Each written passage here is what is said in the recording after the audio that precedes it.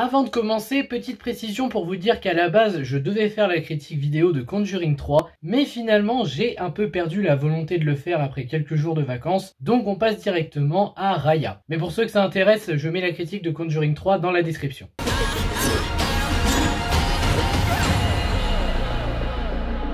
Disney et l'animation, c'est probablement un des seuls combos qui me font encore espérer aujourd'hui pour Disney. À l'époque, j'encourageais aussi les films live, mais depuis qu'ils ne font que réadapter leurs dessins animés en live, je me dis... non, ça n'en vaut pas la peine. Mais dans le contexte du dessin animé, ils s'en sont toujours sortis. Et aujourd'hui, nous nous retrouvons pour le dernier dessin animé en date sorti de Disney, Raya et le Dernier Dragon. Je vous avoue que la bande-annonce de Raya et le Dernier Dragon était emballante. Le côté action, l'univers en lui-même, Raya qui avait l'air d'être une combattante, ça donnait envie. Mais est-ce que le film vaut la peine qu'on le voit ? Eh bien parlons d'abord de l'histoire. Raya est devenue la gardienne de la pierre du dragon, mais celle-ci est détruite en plusieurs morceaux et est récupérée par les différents clans qui composent le dragon. Raya se met donc en quête de retrouver les différents fragments de la pierre du dragon en compagnie du dernier des dragons, Sisu. Arrivera-t-elle à accomplir son objectif? En gros, c'est l'histoire du film dans sa globalité. Et qu'est-ce que j'ai pensé de ce film? Est-ce qu'on est face à un Disney marquant qui mérite à tout prix d'être dans le panthéon des meilleurs Disney? Non. Par contre, est-ce un mauvais Disney? Pas du tout. C'est un bon Disney, un Disney fort sympathique, qui a de très bons points à défendre, mais aussi des points sur lesquels il faut revenir à tout prix. Et c'est par ça qu'on va commencer justement, la partie négative. Déjà en négatif, je parlerai pour commencer des doublages, à commencer par celui de Virana, la mère de Namahari. Le personnage en lui-même est bien, ce n'est pas le personnage que je reproche. Ce que je reproche, c'est vraiment le doublage fait par Angoon. Angoon est une chanteuse, je le respecte, il y a certaines de ses chansons que j'aime bien, mais on sent qu'elle n'est pas à l'aise pour doubler. On sent qu'elle n'arrive pas à doubler son personnage. Mais il y a aussi un autre personnage qui ne va pas, c'est Géraldine Nakache en Sisu.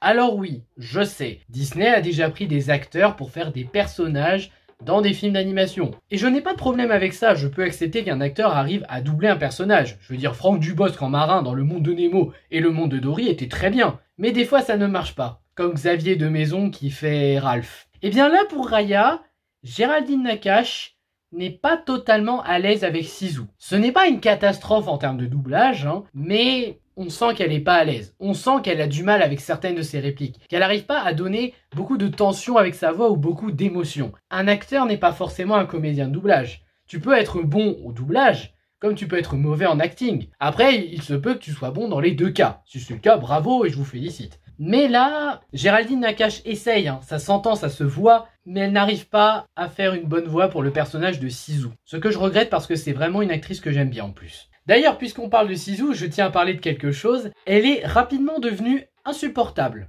dans sa personnalité. Vous savez que Disney, ils aiment bien faire des personnages un peu comiques. Bon, les plus connus étant le génie et Mushu, qui sont probablement les personnages les plus drôles de tout Disney. Sisu, elle est un peu comme ça, mais pas trop. Elle a surtout la personnalité d'une enfant, mais vraiment une enfant, type « oh c'est joli l'insecte ». Et ça devient rapidement gonflant. Elle a des moments d'émotion qui la rendent quand même touchante, y compris avec Raya. Mais la personnalité de Sisu en général, on a un peu de mal. Ça peut nous énerver. Pas pour tout le monde, mais ça pourra en énerver certains comme ça l'a fait avec moi par exemple. Et encore, énervé dans le sens, j'en ai un peu marre d'elle, elle me saoule. Pas dans le sens, j'ai envie de la voir mourir ou quoi que ce soit, non. Et maintenant que j'y pense, pourquoi Sisu elle a pas d'évolution? Non sérieusement, Raya a une évolution, Namahari aussi, d'ailleurs ce sont les deux meilleurs personnages du film, mais Sisu, elle a pas d'évolution. Elle a pas de réel développement, elle apprend pas de leçons, elle est exactement la même à la fin du film, comme elle était au début. Bon, elle est peut-être plus calme et moins enfantine, mais c'est tout. C'est pas une réelle évolution, ça, on n'a pas l'impression qu'elle a évolué avec cette histoire. C'est assez regrettable, parce qu'une évolution de Sisu, ça aurait été intéressant, par rapport à la confiance, justement. Quand Raya lui dit qu'il ne faut pas faire confiance à tout le monde hyper facilement, ça aurait pu être un point de départ pour un développement en mode, surtout qu'à un moment elle se fait avoir, tu as raison, on ne peut pas faire confiance à tout le monde. Juste là-dessus, après elle aurait pu continuer d'accorder sa confiance, de dire,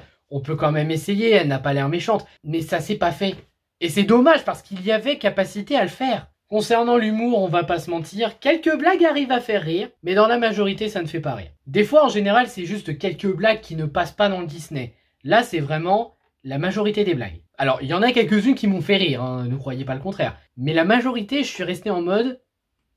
d'accord. Surtout que ce sont des blagues enfantines. Alors oui, je sais, Disney c'est pour les enfants, mais il y en a aussi pour les adultes des fois. En termes de personnages inutiles, j'aurais enlevé le bébé ninja. Oui, je l'appelle le bébé ninja, je sais qu'elle a un nom mais je m'en fiche. Franchement, ce personnage n'était pas nécessaire. Mais vraiment pas. Je veux dire, autant le guerrier barbare de la tribu, je crois que c'est du dos du dragon, d'accord. Le petit gamin qui a perdu sa famille et qui est navigateur, ok, ça je l'accepte aussi. Mais juste le bébé, non.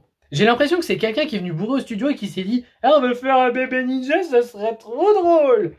Non. C'est pas malaisant non plus, mais tu te demandes d'où sort cette idée. Et honnêtement, j'aime pas l'idée. Moi, je l'ai vu le bébé, je me suis dit, ouais, un bébé ninja. Dans un DreamWorks comme Kung Fu Panda, j'aurais pu comprendre. Mais dans un Disney comme Raya, non. Là, j'arrive vraiment pas à comprendre. Concernant les musiques, je n'ai rien à dire, c'est plutôt bien dans la majorité. Sauf une qui ne colle pas beaucoup et qui te sort du film. La musique pendant le plan d'infiltration. C'est la seule musique qui ne passe pas. Mais réellement, hein, cette musique, moi, je l'écoutais, j'étais en mode... ça me sort du film. Ce qui est dommage, parce que les musiques dans la majorité sont bonnes, j'étais en mode, ouais, c'est envoûtant, c'est prenant. Mais là, avec cette musique-là, j'étais en mode... dommage. Il y a quelques moments prévisibles, mais ça, je pense que certains l'auront vu facilement, j'ai pas besoin de dire lesquels. J'aurais mis un peu moins de zoom dans certains plans. Pas grand-chose, hein, mais un petit peu moins. Voilà, le négatif c'est fait, on va pouvoir passer au positif. Et on va commencer en parlant des personnages. Donc Raya, doublée par Emily Holt, c'est la princesse du cœur de dragon, le peuple le plus important qui était gardien de la pierre du dragon. D'ailleurs, elle était devenue la nouvelle gardienne, mais elle avait confiance en quelqu'un qui l'a trahi et depuis, elle a beaucoup de mal à faire confiance. Elle cherche à réparer ses erreurs pour ramener son père à la vie. Raison compréhensible. Et en soi, elle a une bonne raison de partir à l'aventure, retrouver les fragments de la pierre du dragon et justement sauver son père. Mais à côté, elle a aussi un bon développement. Elle ne fait plus confiance à personne depuis ce qui s'est passé. Même en Sisu, elle a du mal à faire confiance au début. Alors évidemment, la confiance viendra petit à petit avec son évolution, chose dont on reparlera plus tard. Mais Raya est un très bon personnage principal. En plus, c'est une super combattante. Malgré ça, elle reste aussi une femme attachante. Certes, c'est une combattante, certes, elle veut retrouver son père, mais elle est réellement attachante dans ses actions et c'est un très bon personnage principal. Ensuite, on a la dragonne Sisu, doublée par Géraldine Nakache. C'est une dragonne qui est la dernière de son espèce. Tous les autres dragons sont morts, disparus, on sait pas vraiment. Et elle cherche à aider Raya à la fois pour retrouver ses frères et sœurs, mais aussi parce qu'elle a confiance que l'humanité pourrait retrouver la paix. Et parce que le monde est en guerre en fait. Alors en soi, Sisu, on pourrait la voir, on peut se dire, elle est naïve. Mais en même temps, cette naïveté est essentielle. Sisu, elle permet de comprendre que oui, il faut faire confiance. Il faut que la confiance vienne de tout le monde pour que tout le monde s'entende à nouveau. On peut comprendre qu'elle pense ça. Elle a une mentalité d'enfant, mais en soi, ça fonctionne. On a envie d'y croire. On a envie de se dire, oui, si ça se trouve, Sisu a raison. C'est possible que la paix se fasse pour tous les clans. C'est possible que la pierre soit réunifiée et que tous les clans arrêtent de se la disputer. Mais malgré ça, Sisu a une personnalité qui fonctionne, une motivation compréhensible en voulant retrouver ses frères et sœurs, et mine de rien, elle a réellement des moments émouvants. C'est-à-dire que quand elle raconte son passé avec ses frères et sœurs et tout, c'est vraiment touchant. C'est pour ça que je ne déteste pas totalement le personnage, parce que certes, Sisu a une mentalité d'enfant, ça, on ne peut pas nier et c'est un peu énervant, mais de l'autre côté, c'est cette naïveté qui lui fait croire que la confiance est possible, que tout le monde peut être en paix à nouveau. Limite, à certains moments, on a vraiment envie d'y croire. Et on se demande si c'est réellement possible. Bon, c'est un Disney, alors forcément c'est possible. Mais quand même, ça compte. Sisu a une motivation qui fait qu'on a envie de la croire un peu. C'est un peu naïf, oui, mais ça fait partie du personnage. Donc le chef Benja, doublé par Frédéric Shaw, c'est le père de Raya, c'est le gardien de la pierre du dragon avant qu'il n'y ait le fiasco. Et ce qu'on peut dire, c'est que c'est un père réellement attachant, mais aussi un très bon maître. C'est le genre de personnage qui arrive à te montrer que tu peux être un très bon père à donner des bonnes leçons à ton enfant, tout en l'aimant, mais aussi que c'est un très bon maître qui a su bien entraîner sa fille pour la préparer au jour où elle deviendrait gardienne. Franchement, ce personnage est très attachant. Et même son envie de paix mondiale avec tout le monde, on a envie d'y croire. On a envie de se dire, oui, il fait le premier pas, c'est possible en vrai. Après, ce qui se passe, c'est autre chose, mais on a quand même envie d'y croire quand on le voit essayer. On a aussi le petit Tuk Tuk, la petite mascotte de Raya, son compagnon, parce que toutes les princesses ont un compagnon, c'est connu. Et ce qu'on peut dire, c'est que c'est un animal très surprenant. Alors déjà, je crois que c'est la première fois que je vois un tatou. En tout cas, ce qu'on peut dire, c'est que cette mascotte, elle est incroyablement efficace. Elle a une personnalité attachante, avec toujours son envie de manger. En même temps, vu la grosseur, tu m'étonnes pas qu'il ait faim. Mais en tout cas, c'est une mascotte très attachante que j'apprécie beaucoup. Il est attachant, il aime bien manger, voilà. Il se rend utile. Faut pas croire, il se rend utile pour une mascotte. Le capitaine Boom, ou Boone, j'avoue que je sais pas trop le prononcer, je suis désolé, doublé par Aloïs Labourier-Thieux. Ouais, je suis désolé, je lis mes notes, parce que là, j'aurais pas pu retenir. C'est un petit garçon qui est devenu navigateur et cuisinier sur son bateau depuis qu'il a perdu sa famille à cause du dôme. En soi, le personnage est assez léger, il a une petite motivation mais qu'on comprend, et ça fonctionne. J'ai pas grand chose à dire sur lui en fait. C'est un petit personnage qui a deux fonctions, navigateur et cuisinier, mais en soi ça marche. Il a une personnalité discutable peut-être, mais il sait être attachant quand on connaît son histoire. En soi, j'ai pas grand chose à dire sur lui, mais il est réellement sympathique. Enfin, on a Tong doublé par Paul Thorne, qui est un guerrier du clan du dos du dragon, qui s'est retrouvé être le dernier de son clan, malheureusement, parce que le dôme avait déjà attaqué son village et qu'il a fait pratiquement tout le village en victime. Donc c'est pas étonnant de voir qu'il a envie de lui faire payer ce qu'il a fait, et même de croire en Raya et à son envie de rassembler les pierres du dragon. J'ai rien à redire sur lui, il est assez bien. C'est un peu comme le capitaine Boone en fait, c'est-à-dire que c'est un petit personnage, mais avec une motivation adéquate et une émotion pas trop mal qui se dégage quand il raconte son histoire. Donc les deux là, je dis pourquoi pas. Maintenant, on va parler des antagonistes. Et oui, je dis bien antagonistes, parce qu'on n'est pas vraiment face à un cas de méchant classique de chez Disney. Ce qui est pas grave, parce que abandonner le schéma pour quelques films, c'est pas un drame. Mais une antagoniste comme Namahari, j'avoue que c'est pas mal. Namahari est doublée par Jade Fangia, et la princesse du clan des Crocs du Dragon, et qui pense avant tout au bien de son peuple en voulant récupérer la pierre du dragon, et se servir de ses pouvoirs pour protéger son peuple. Comme Raya, c'est une princesse qui pense avant tout à son peuple, qui veut protéger les siens, et en soi, c'est une très bonne antagoniste. J'ai même envie de dire, je crois que c'est un des meilleurs personnages du film en dehors de Raya. Parce que comme Raya, elle cherche à protéger les siens grâce au pouvoir de la pierre du dragon. Le problème est que elle ne croit pas en ces légendes du fameux dragon. Elle croit en la pierre, mais elle croit pas au fameux dragon. Elle a une mentalité un peu différente, et oui, on peut la voir comme la méchante de l'histoire, mais elle a une évolution tellement intéressante. Même par rapport à Raya, je trouve qu'elle a une évolution superbe. C'est ça qui est bien aussi, c'est que Namahari, elle ressemble à Raya. Ce sont toutes les deux des combattantes qui pensent à leur peuple avant tout, surtout aux personnes qui lui sont proches, à savoir le père pour Raya, la mère pour elle, et elle cherche à protéger les siens parce qu'elle tient à eux. Ça fonctionne très bien, j'ai rien à redire dessus. On arrive à comprendre ce qu'elle fait et le pourquoi elle le fait. Donc Namahari, très bon personnage que je valide et très bonne antagoniste. Virana, doublée par Angun, c'est la mère de Namahari et c'est aussi la reine du clan des Crocs du Dragon, qui sont, de ce que j'ai compris, les plus dangereux, les plus civilisés. J'avoue que je sais plus trop, le cœur du dragon c'est les plus importants, le dos du dragon c'est les espèces de barbares. Si je devais résumer le clan de Virana et de Namahari, je dirais que c'est Black Panther.